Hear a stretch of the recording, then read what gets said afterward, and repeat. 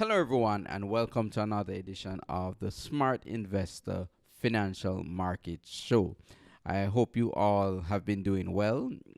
It is a new week. We see that the Dow, after doing not much yesterday, is up quite considerably on the day. So, we're going to take a look at whether this is a recovery or a rebound in a broader decline. And we're going to see what the charts exactly are saying.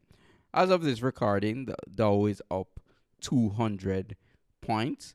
The Nasdaq is up 87. The S&P 500 is up 25.63 points.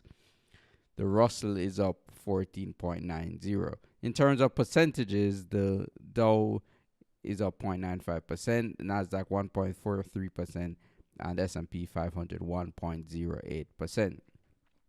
Now let's just take a look at what is happening on the charts. We saw last week, or the week before last, the market is a chart of the S&P 500. We saw that the market gave a huge, this is what traders may call a sell signal. And then the next week, we had some follow through selling, and we made a lower low off of that initial candle. Now, what we're looking for now is to see if this is a new move to the downside, or the market can eclipse. The bulls can really take the market much higher. Now, for us to get back bullish, we want to see this pattern broken, this on the intraday chart, and then this intermediate low. So we have a low, another low. Is this a rebound into another low? And that's what we're looking for, to see if this short-term series of lower lows, lower highs will be broken. If you look at it on the hourly chart, it seems even more clear, where we have the initial breakdown.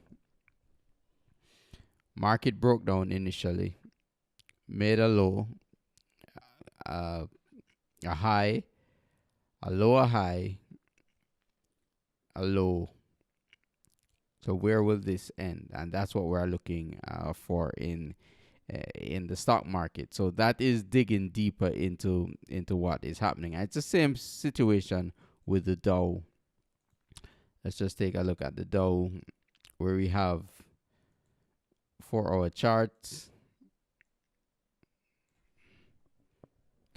where we have market broke down to a low, came down into another low. So will this rally peter out and then we get another low, or will we continue to rally and take out this high? And that's what we're looking for in the stock market. If that does happen, well, the bullish momentum will continue, and we could see the markets go to higher highs. If not, we could be in for more negative price action in the market. So that is what we'll be looking out for in the next couple of days. Taking a look at the European markets, and let's start with the FTSE, where the market remains under some pressure, although it's fairly near to its all-time high, near the 7,600 level. We're trading at 7,300 or so on the FTSE. So the market is still fairly positive. Today the FTSE was up 62 points, or 0.86%. The German DAX today had a very good day and was up 1.35%, or 163 points. And let's just take a look at the German DAX here. That's the German DAX. Okay. And today's price action hasn't come in yet, but this is a up move, and the market is still, however, in this negative trend of lower highs, lower lows, and you can even see this clearly on the daily chart. If I take a look at the 4-hour chart for the German DAX, charts are a bit slow today. Actually, let's look at okay. I don't know why The charts are a bit slow today. The But we'll just take a look at it on the daily chart, where we see the market coming down in this series of lower highs, lower lows, and we want to see that broken. And when market technicians look at the internals of market, these are things that they look for, and these are some of the early warning signs that a market could be in for some trouble. So even though you may see a rally coming, it may be a relief rally, and and traders could be selling into that rally. That's not confirmed yet, but that's what we could be looking at. As I said, on the other hand, if we take out this 2475 high in the S&P 500, we could see the markets catapult to new highs. Okay, taking a look at the US dollar index. US dollar index has been fairly quiet. Market is trying to bottom out. I've spoken about this level, this 92 to 93.50 level over the last couple of weeks, and the market is finding, or look like it's finding, strong support in this area. And this has provided previous support for the US dollar index in mid-year 2015, early 2016, and now the market is reaching this point again in August 2017, and we're seeing the market get some support at this point. So if we rally from here, that will signal to me that the dollar could be finding some footing, and this downtrend that has been with the dollar ever since the start of the year may stop. Taking a look at the individual currencies, let's take a look at the euro currency. We see that the euro, mirroring the dollar somewhat, is down on the day, although the euro has traded above its highs,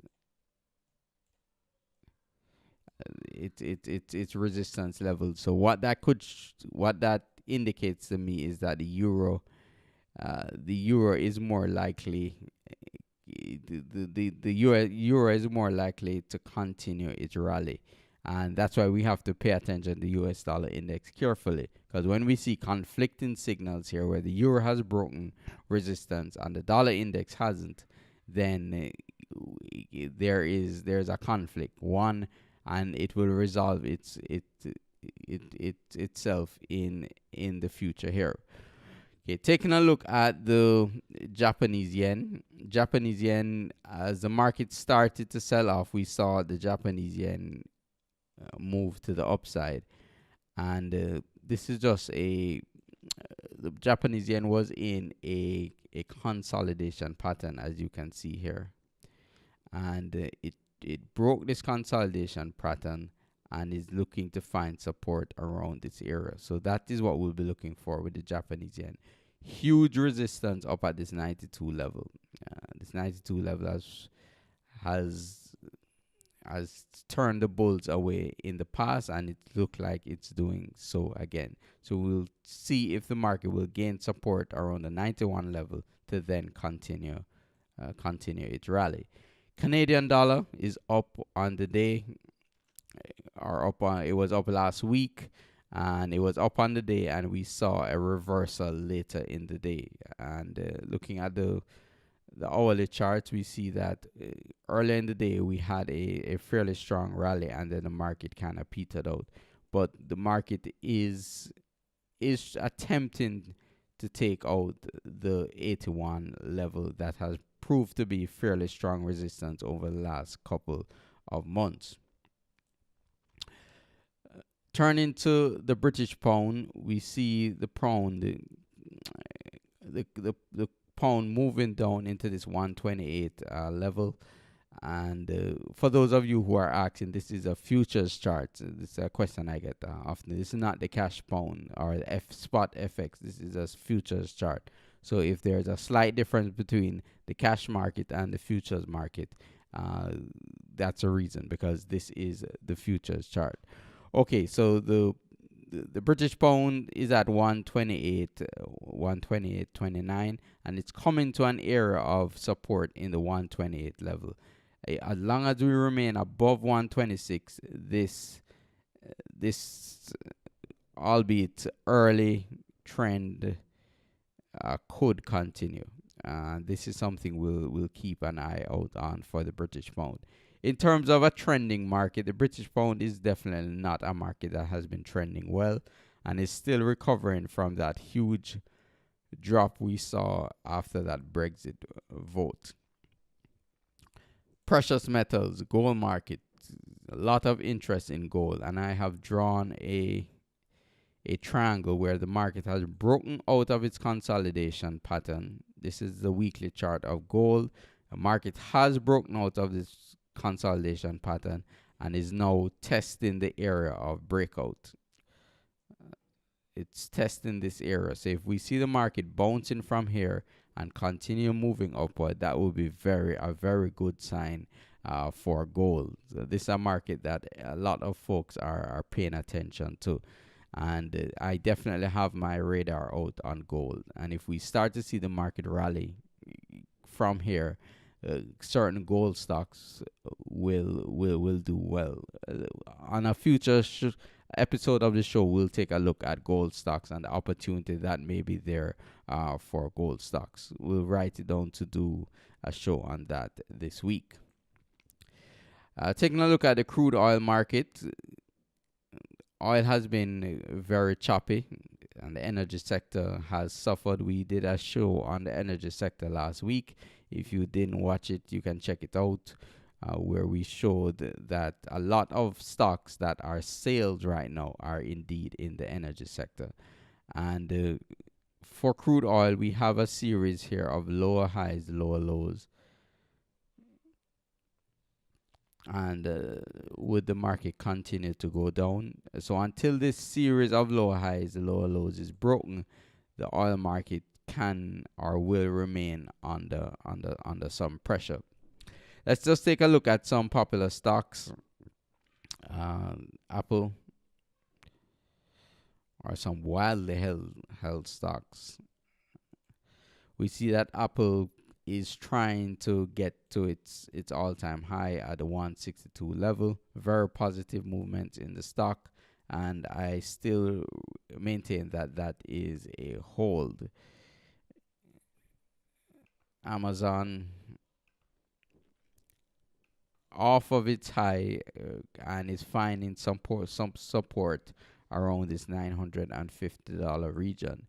If we close below $950 in Amazon here, then that would prompt me to be taking some profits, because we have some areas of support here. Market is supported. If we start to move below 950 to 930, 900, I will definitely be taking some profits on Amazon. Let's take a look at Nike.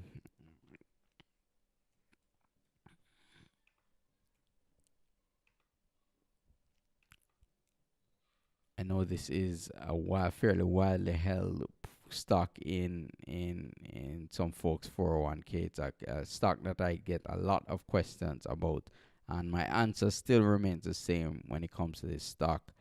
This market is under some pressure, and at this point in time, this is a sell. I would not be looking to buy this market just yet. This is a sell, because there are other stocks that are moving up better than Nike, and we have a lot of overhead resistance here. So while the S&P 500 is at or near its all-time high, a stock like Nike is a bit off, and it's quite negative at this point in time. Looking at Netflix. Anybody watches Games of Thrones?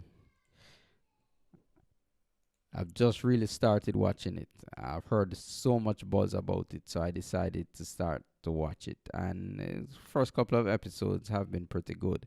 But looking at Netflix, the stock of Netflix, market is near the 170 region after selling off pretty considerably from 190 to 169, 170. This, if I was in this stock at this point in time, I will be holding on to it. But just to know that if we drop below 160 to 150, I would exit this market and take a profit. This stock has done quite well over the last couple of years, but and and it may be time to take some profits here on this stock, the stock of Netflix. I watch Netflix quite a lot. Funny enough, I don't really watch much TV again, uh, because especially live TV, the stuff I watch is on Netflix, and recorded stuff. And naturally, I watch sports. I love sports. I watch the English Premier League, which is very entertaining to me. It takes my mind off of things. Okay, so that is essentially it for this today's edition of the show. I hope you enjoyed it. And tomorrow we'll be delving. Tomorrow we'll probably do the gold sector. So yes, tomorrow I will take a look at what's happening in the gold sector. Take a look at some gold stocks and some gold mining stocks, some entry points, etc. Thank you very much for listening, and I hope you all have a wonderful day.